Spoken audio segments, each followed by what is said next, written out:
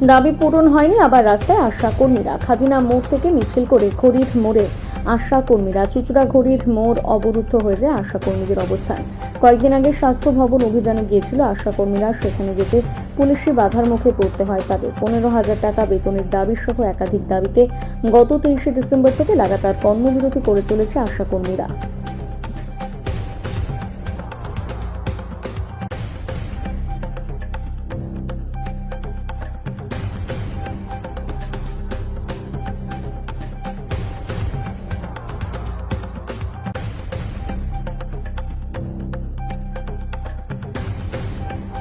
আজকে আমাদের 23শে ডিসেম্বর থেকে কর্মবিরতি চলছে আমাদের 8 দফা দাবি নিয়ে। মুখ্য দাবি যেটা আমাদের 15,000 টাকা অবিলম্বে আমাদের ফিক্সড বেতন করতে হবে এবং আমাদের মাতৃত্বকালীন যে ছুটি 3 মাসে সেটা দিতে হবে। কর্মরত অবস্থায় কোনো কর্মী মারা গেলে তার পরিবারকে 5 লক্ষ টাকা দিতে হবে এবং এছাড়াও সরকারি ছুটি আমাদেরকে যেগুলো সরকারি ছুটি স্বাস্থ্য ভবনে মানে গ্রাহ্য সেগুলো আমাদেরকে দিতে হবে এবং আমাদের ভাগে ভাগে বহুদিন ধরে যে টাকা দেওয়া হয় সেটা অবিলম্বে বন্ধ করতে হবে। এছাড়াও আরো অনেক কিছু দাবি নিয়ে আমাদের আজকে আর আমাদের কিছু মানে আজকে 38তম দিন আমাদের চলছে কর্মবিরতি। আমাদের আজকে আমরা একটা অবস্থান বিক্ষোভ করছি।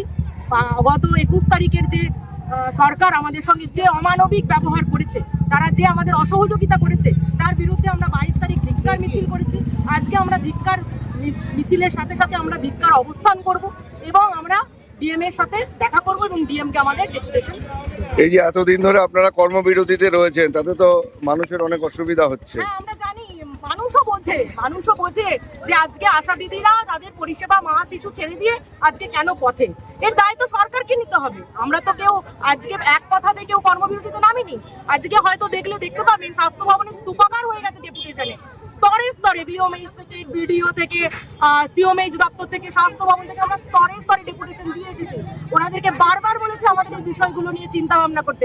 প্রত্যেকবার ওনারা আমাদের আশ্বস্ত করেছেন আর আশ্বস্ত করে আমাদেরকে পাঠিয়ে দিয়েছেন। আজকে তো আমাদের দেওয়ালে পিঠ থেকে গেছে বলেই তো আজকে আমরা এই পরিস্থিতিতে এই পথে নামতে বাধ্য হয়েছি। আর এই পথে যখন আমরা নেমেছি, আমরা যতক্ষণ না এর একটা সুরাহা হচ্ছে আমরা ততদিন এই আন্দোলনে থাকছি। দীর্ঘদিন ধরে তো আন্দোলন চালিয়েছে, তাতেও তো কোনো সুরাহা হচ্ছে না। তাতে তো সরকার তো আজকে আমাদের সাথে 21 তারিখে দেখিয়ে দিয়েছেন যে ওনারা কিভাবে একটা যেখানে মন্দির নিয়ে মসজিদ নিয়ে রাজনীতি হচ্ছে, মিছিল হচ্ছে, মিটিং হচ্ছে, সেখানে কোনো পুলিশের প্রকোপ নেই।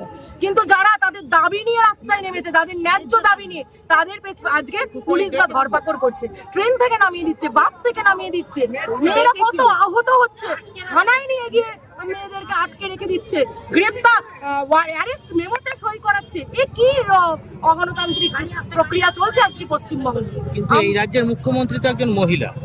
আমরা সেই মানবিক মুখ্যমন্ত্রীর কাছে আমাদের বারবার আর্জি যে উনি এই বিষয়টা নিয়ে ভাবুন, আমাদেরকে নিয়ে বসুন, আমাদের নেতৃত্বকে নিয়ে বসুন এবং এর সুরাহা করুন এবং যাতে সমস্ত কর্মীরা কাজে ফিরতে পারে, মা শিশুর পরিষেবা দিতে পারে, তার ব্যবস্থা উনি করুন। না হলে আজ যদি মাতৃমৃত্যু শিশু মৃত্যু এলাকায় হয় তার দায় কিন্তু সরকারকেই নিতে হবে। আজকে কোথা থেকে কোথা পর্যন্ত র্যালি হচ্ছে? আমাদের খাদিনা মোড় থেকে মিছিল হয়ে আমরা গড়ির মোড়ে অবস্থান বিক্ষোভ করব এবং তারপর আমরা ডিএম অফিসে ডেপুটেশন করব। কি নাম আপনার? আমার নাম মিলি ভট্টাচার্য, আমি পশ্চিমবঙ্গ আশা কর্মী ইউনিয়নের হুগলি জেলা সম্পাদিকা।